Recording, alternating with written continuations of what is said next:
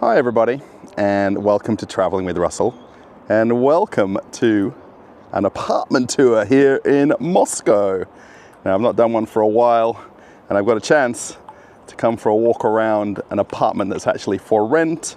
It's actually a friend's apartment, and they're actually just about to move out, and someone else is about to move in.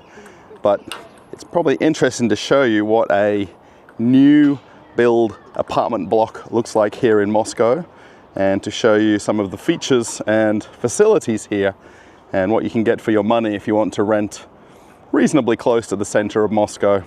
This is the actual buildings where we're going to go and have a look at the apartment. Now, I'm not 100% sure which one of the three buildings we're going to be going to. However, it's 27 levels, the actual buildings. All three of them are the same height, and on the territory where these apartments are, there's actually a kindergarten right here. And this is all brand new territory that literally has opened in the last 1 or 2 years. The original first building on the left opened about 4 years ago. And what they generally do is they've got towers that they complete over time. As they sell some of the apartments, they build the next tower and so forth. And this is a gated micro district, essentially wrapped around a lot of older Soviet buildings, which you can see off in the distance. There's a lot of houses and apartments right here of differing ages and differing heights. And they've got a nice little play area right here. There's people playing table tennis. They also have a basketball court. I wonder when it comes winter time, they might change this over to ice skating. Generally, they board up the edges and then you can ice skate right here as well. It's a nice sitting area. Very nice area right here. Not too far from Moscow. It's about 15 minutes by metro, depending on which direction you head here from. What I'll do for the video is I'll give you a walk around of the territory that I can actually see and show you right here, and then we're going to go inside and have a walk around the actual apartment itself. And this place is actually for rent, and we'll talk about the price a little bit later. Of course, I'm not going to give it all away so quickly. Let's keep walking around and discover some more of the territory where these buildings are. On the territory, they've actually got underground parking. So when they originally built all of the buildings, they dug 2 underground levels of parking. And part of buying one of the apartments here, you can also buy parking spaces. It's not mandatory, but a lot of people will pay for the apartment and then pay for a parking space as well and use it for themselves. Some people even rent out the parking spaces to neighbors who may have 2 cars. So it's really nice. There's underground parking rather than having to find street parking nearby. One of the things that they do on the more newer modern apartments, everything is gate access. So generally you'll have a set of keys where you can come through the gate right here. Now, if you actually come and you're visiting friends, you'd generally need a PIN code to get in, which is very straightforward. Or otherwise, if you have your keys, you just press the button and then the gate will open. I am literally walking around the buildings for the first time, and my wife and her friend are walking ahead of me. Now, there is quite a few different entrances that you can come in to the territory or into the gated area. Now, we've actually walked in one of the side entrances, but I think each of the buildings has a lobby at the bottom right here, and then some of the lower ground floor will have businesses which will open over time. Being that they're new buildings, it usually takes a little while for some of the companies to want to move to these territories, because if you're moving in the first 6 months or year, there isn't really enough people who are living here initially to make it worthwhile having a business here, especially where it's only got, a few hundred people living here in all the different towers. And coming up to this upstairs level, you've got these very nice gardens and a park area. So a lot of people with kids, of course, can just come downstairs here and then play on the equipment. Super nice. Now it is late afternoon, so the sun is playing havoc with everywhere that I'm walking. But what a nice place to live. You can see off in the distance some of the other apartment buildings. There's actually some other new build construction going on about 5 minutes away. And there's these nice outdoor sitting areas right here where you can just relax and enjoy the afternoon. Well, we've still got beautiful weather here in Moscow. You take every advantage you can of the nice weather. One of the things that's really nice with these gated communities is where you have kids, and parents, of course, can let the kids come down to the play areas and literally be unsupervised. You will find with some of the parents with younger children, they'll come and sit on the benches. However, the kids literally just come on down themselves and use all the playground equipment, which is really nice. And over time, I'm sure they all become friends. They probably go to the local school together as well. Get a good sense of these apartments now. The size of them when you're standing directly under them. It's always hard when you're walking from one area to another to get an idea of how big these complexes are. So there's 3 towers here, around about 600 apartments between all of the 3 different towers. Really nice gardens. I like this. Where I live, we've got a very basic play area by our building, but not as developed as this one is. It's got something for the kids of all ages. With the sun just starting to go down, it's a little bit hard to stand in certain areas because of the buildings and the shade that they're creating. However, it's nice and easy just to have a wander around and have a look at these towers. I mean, high-rise buildings aren't for everybody. I know from some of my previous videos, lots of people don't like them. It is really a way of life here in Russia, and no matter where you live across the entire country, whether you're living in a 5-level Khrushchevka or panel house or some of these more modern Soviet-looking buildings, or these absolutely brand new skyscrapers, as I like to call them. Even 27 stories isn't very high for Moscow.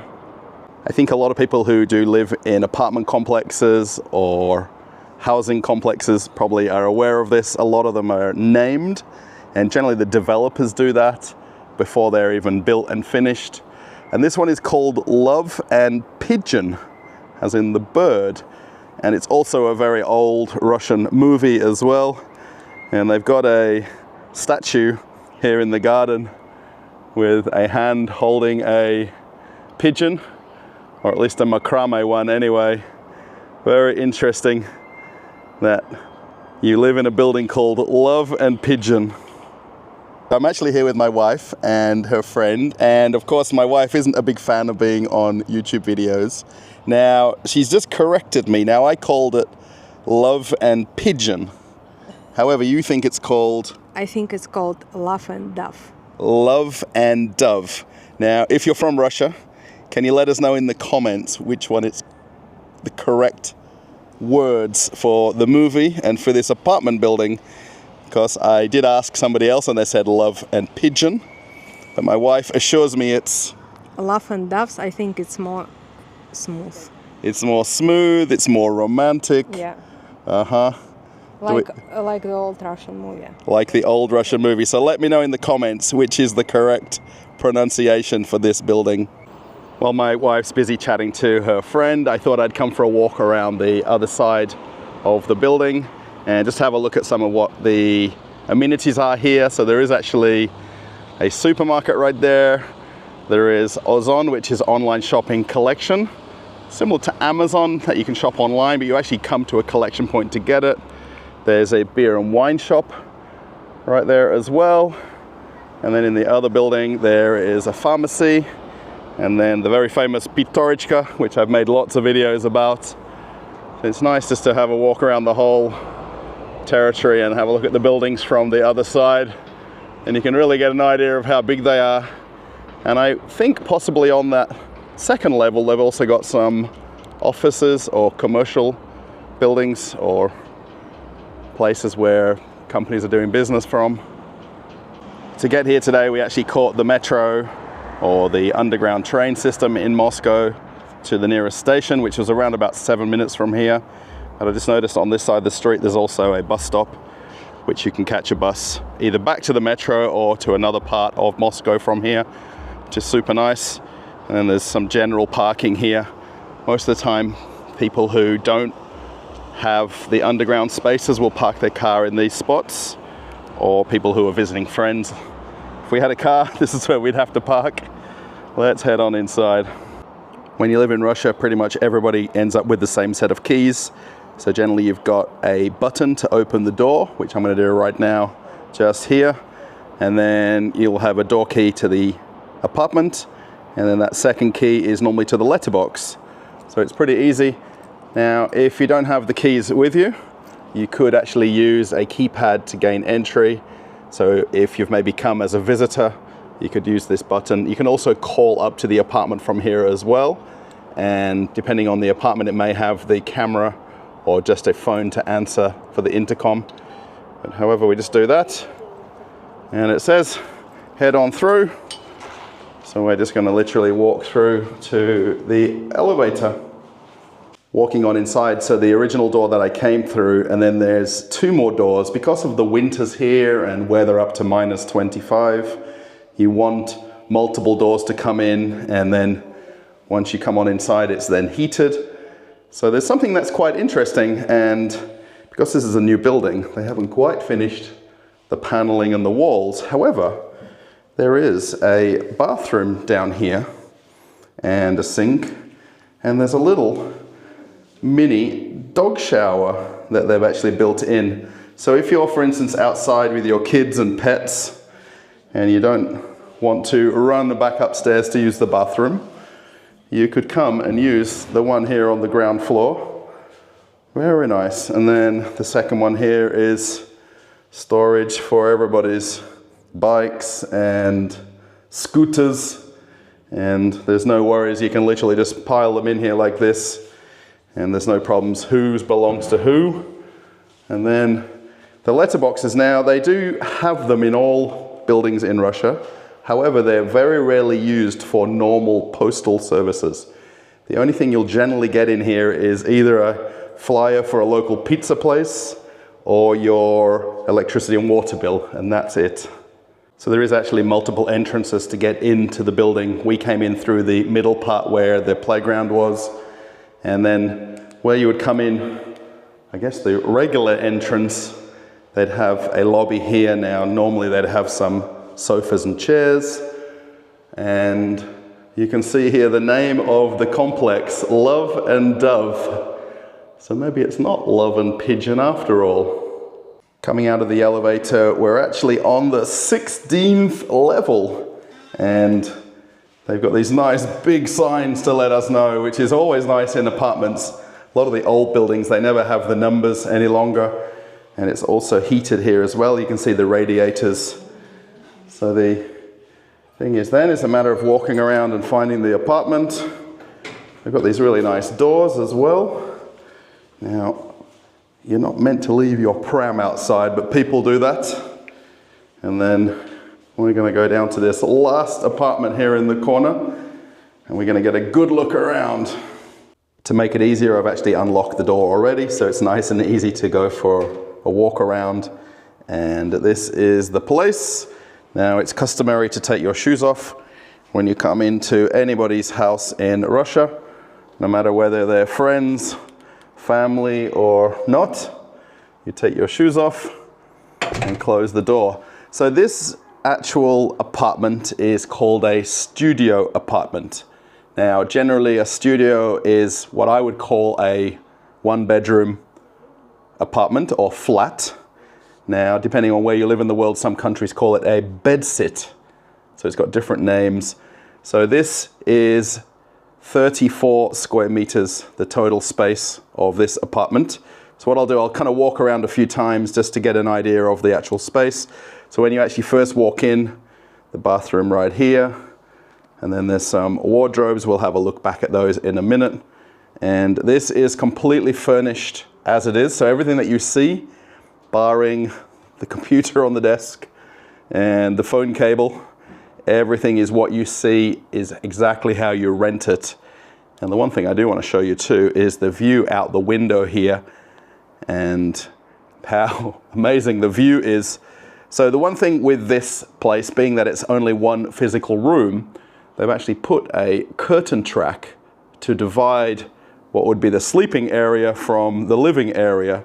And I know for whoever's going to rent this place, perhaps it's either one person on their own or a couple.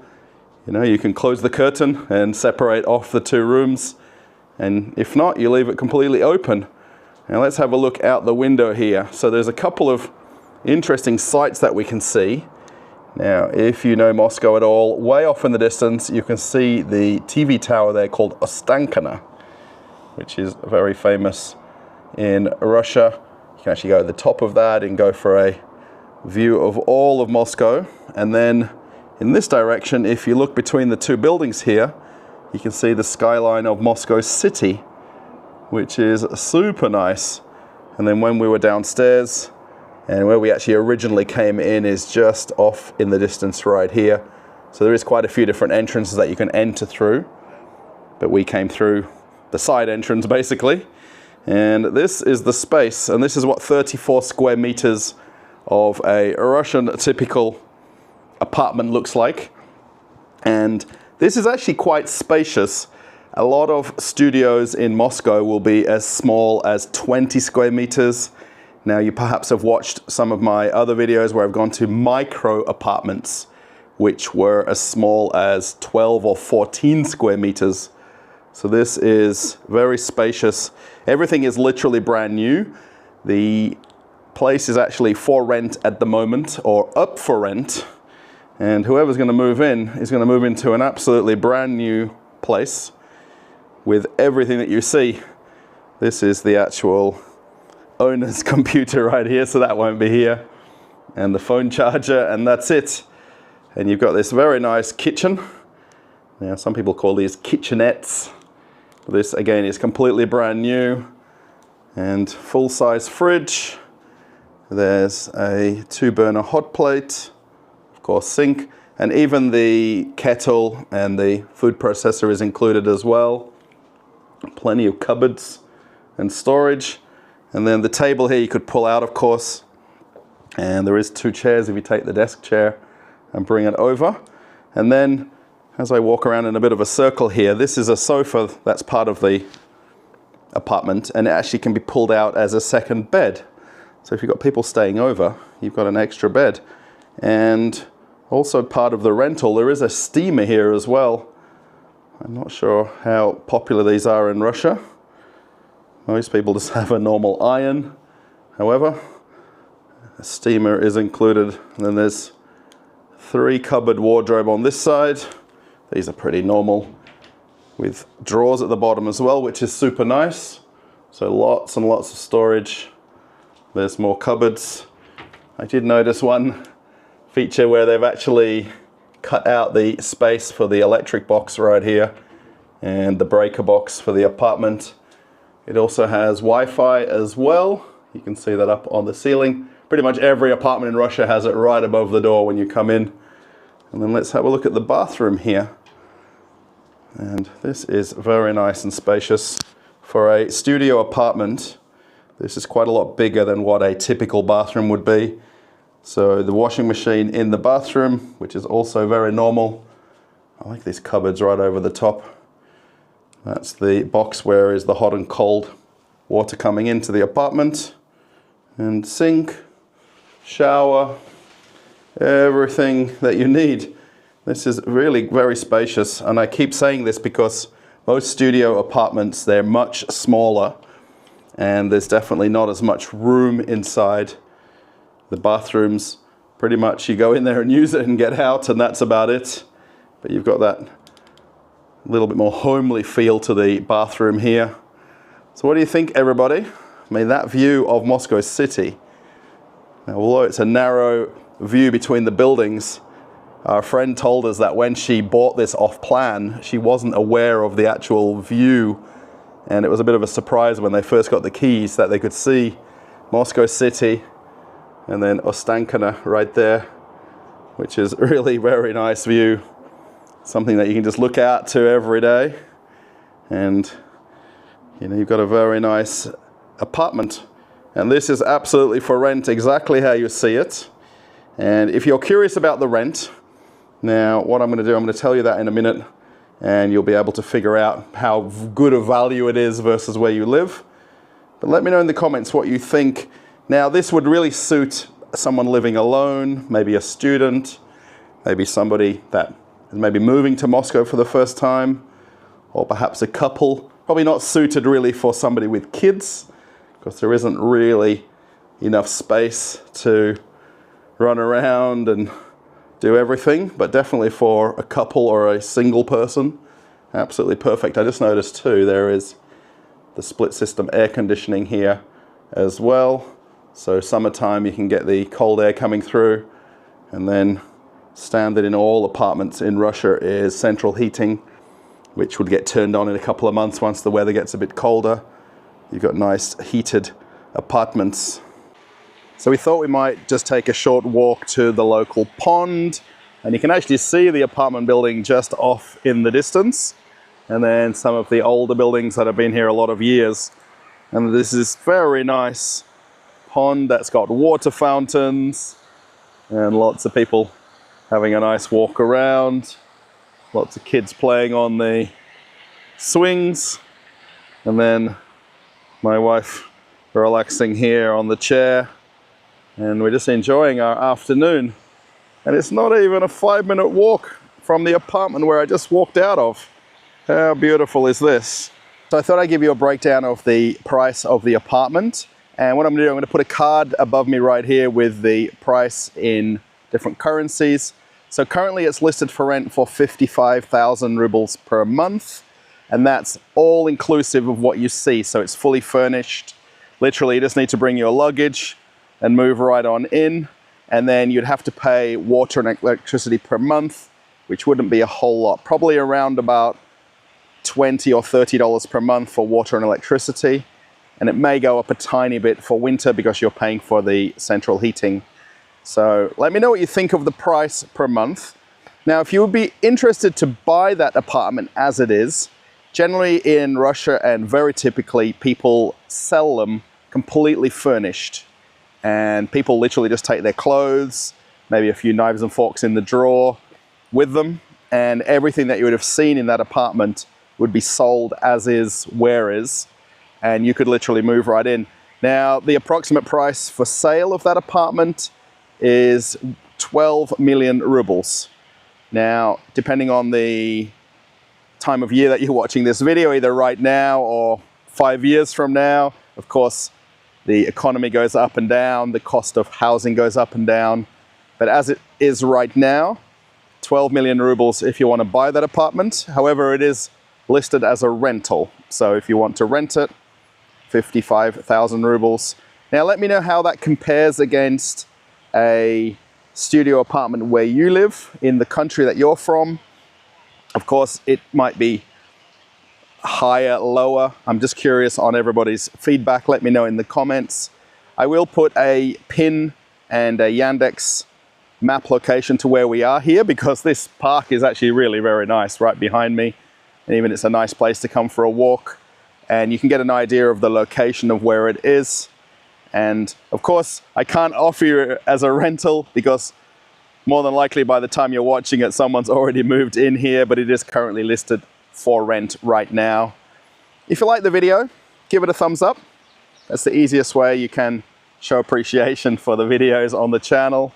A big thank you to our friend for letting us have the chance to walk around and see it and make a video. If anybody is in Moscow and would like me to come and make a video at their apartment or their house, please let me know in the comments or contact me on Telegram. I'm more than happy to come to you to make a video and show what is a Russian typical apartment. And being that this is a new build, this is still also Russian typical. No matter what city in Russia you're in, there is new apartments being built all the time. Of course, right behind me also there is some older buildings that you can easily buy and rent as well. So there is endless housing in Russia. And where you choose to live really might depend on your transport needs. You know, are you close to public transport? Do you have a car? Or maybe how close you are to work. Maybe you work remotely and you can work right from the apartment there on the desk. And that would be perfect, right? If you'd like to follow me on Telegram, the link is coming up right now. You can click that and join me on my Telegram channel. And if you want to watch an older video, I'll put a link here to another video on the channel that you might not have seen before. Thanks, everybody. I'm off on another adventure. Bye.